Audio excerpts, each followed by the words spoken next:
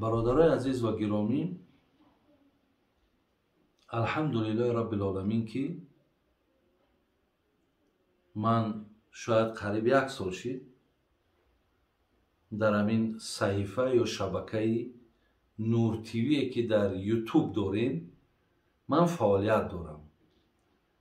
یعنی در همین صحیفه بگیم صحیفه منه یا همین صحیفه ما است و من همین مسئله و مسائل هر برآمدی که دارم در همین صحیفه نور تیوی هست. در یوتیوب شما مقصد همین چیزا دریافت کم میتونید. برادرای از من شما خواهشم همینه که دستگیری هاتون آبونه شدن تونه در همین صحیفه فراموش نکنید. یعنی این صحیفه ما نیازی به اون چیزی که من گفتم به همین نیاز داره. خدای مهربان ایماناتون کامل نگه داره. آمین یا رب العالمین.